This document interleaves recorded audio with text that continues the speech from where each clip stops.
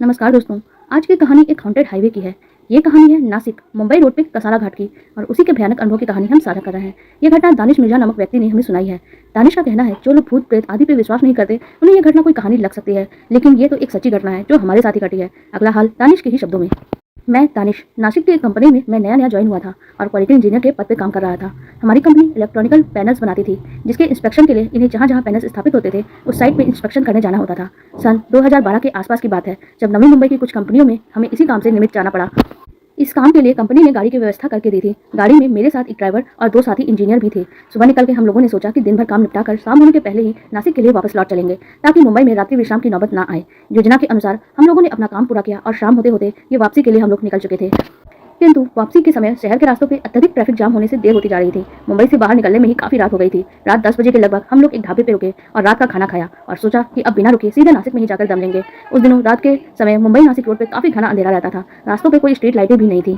एक साथी आगे ड्राइवर के साथ बैठा था, जबकि हम दो लोग पीछे की सीट पे बैठे थे। रात के करीब 12 बजने को थे। एक साथी को लगा कि थोड़ा फ्रेश होकर चाय आदि पी ली जाए। इस विचार से सड़क के किनारे एक छोटी सी झोपड़ी नुमा टपरी के पास गाड़ी रोक दी गई। मुंह पर पानी के छींटे मारकर नींद भगाई गई। चाय ली गई। जिससे धूम्रपान करना था वो फिर से धूम्रपान किया और फिर से हम लोग निकल पड़े। ड्राइवर काफी तेजी से गाड़ी चला रहा था। तभी उसने कहा, यहाँ आगे से एक शॉर्टकट है जिसके जरिए हम सीधा कसारा घाट तक पहुंच जाएंगे, जिससे काफी समय बच सकता है। मैंने कहा, किसी शॉर्टकट के चक्कर में मत पड़ो और नियमित रास्ते से ही चलते रहो। नासिक मुंबई रास्ते पे एक हिस्सा ऐसा भी आता है जहां जानकारों को नेगेटिव वाइब्स काफी ज्यादा महसूस होती है। इसी में से एक घाट शामिल है जिसे कसारा घाट भी कहते हैं। ये एरिया काफी ज्यादा हॉन्टेड है। रात के समय अक्सर वहाँ पे एक्टिविटीज़ या फिर हॉन्टेड एक्टिविटीज़ चलती रहती है। काफ़ी लोग इस समय कसारा घाट से गुजरना टाल देते हैं और ऐसा ही कुछ जानकारी मुझे भी थी। इस वजह से मैं अनजाने शॉर्टकट से जाने के लिए मना कर रहा था, किंतु ड्राइवर ने कब शॉर्टकट में गाड़ी डाल दी मुझे पता ही नहीं चला। कुछ ही देर में हम लोग कसारा घाट में पहुंच चुके थे। लगभग रात के 2 बजे का समय हो रहा होगा। गाड़ी सुनसान रोड पर चली जा रही थी। इसी समय हमारे एक साथी को टॉयलेट जाने की जरूरत महसूस हुई। उसने टॉयलेट के लिए रुकने की इच्छा जाहिर की। हम सड़क के किनारे एक जगह पर रुक गए। गाड़ी से उतर के उसने कहा, मैं बस 2 मिनट में पेशाब करके आया, और वो सड़क के बाजू में उतर गया। तभी वहां से एक स्थानीय राहगीर जो अपनी बाइक से ही उधर से गुजर रहा था हमें देखकर रुक गया और कहा, यहाँ क्यों खड़े हो, तुरंत यहाँ से चले जाओ। हमने कहा, हमारा एक साथी पेशाब करने गया है, उसके आते ही हम निकल जाएंगे। फिर उसने हमें दोबारा हिदायत दी, यहाँ से तुरंत के तुरंत निकल जाओ, और जाते जाते आंखों से निकल जाने का इशारा किया। हमें समझ में नहीं आ रहा था उसने ऐसा क्यों कहा।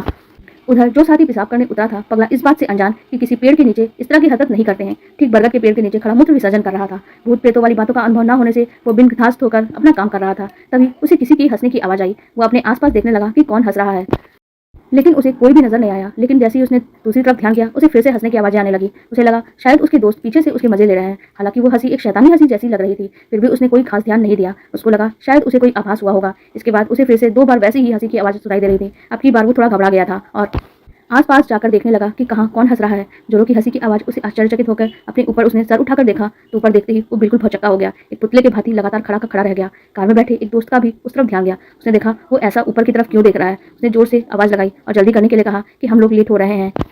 वो बहुत बुरी तरह से घबरा गया था और दौड़कर वापस आया और कुछ बताने की कोशिश करने लगा, लेकिन उसके मुंह से तो कोई आवाज ही नहीं निकल रही थी। आवाज बिल्कुल ही नहीं आ रही थी। उसके साथ ही यानी हम लोग बार बार पूछ रहे थे कि क्या हुआ, क्या परेशानी हुई, लेकिन उसके मुंह से कोई आवाज नहीं आ रही थी, ना ही कुछ कहते बन रहा था। उसने अपना हाथ उठाकर पेड़ की तरफ इशारा किया, लेकिन पेड़ की तरफ देखते ही हम लोग भी हक्के बक्के रह गए। हमने वहां से तुरंत गाड़ी भगाने का सोचा और उसे गाड़ी में बैठने के लिए कहा। ड्राइवर से कहा, जल्दी चलो, यहाँ से जल्दी निकल चलो।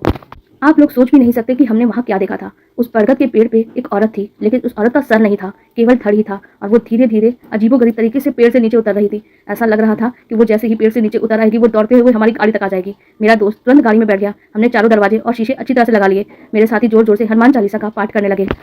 हम चारों बहुत ज़्यादा घबरा गए थे। ड्राइवर ने गाड़ी को स्टार्ट करने की कोशिश की, लेकिन गाड़ी लगातार स्टार्ट होने की कोशिश करने के बावजूद चालू नहीं हो पा रही थी। ये सब सुनने में तो फिल्मी लग रहा होगा, लेकिन हमारे साथ तो ये सच में घट रही थी घटना।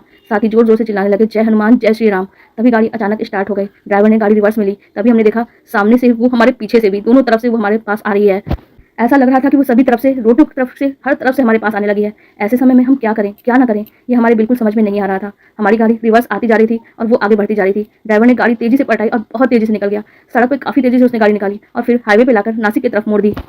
गाड़ी पलटा कर निकालते समय हमने जब पीछे पलट कर देखा था तो वो बिना सिर की औरत यानी वो प्रेत आत्मा सड़क के बीचों बीच आके खड़ी हो गई थी। हम रात 4 बजे नासिक के मुंबई नाके पे पहुंचे। मैं और मेरे बाकी साथी आगे फिर अपने अपने घर चले गए। घर जाके मैं सीधा जाकर जो सोया वो दूसरे दिन दोपहर में जाके उठा, लेकिन वो दोनों दोस्त जो एक कमरा लेकर रहते थे रात भर सो भी नहीं पाए थे और वो दोनों भी बहुत घबरा गए थे।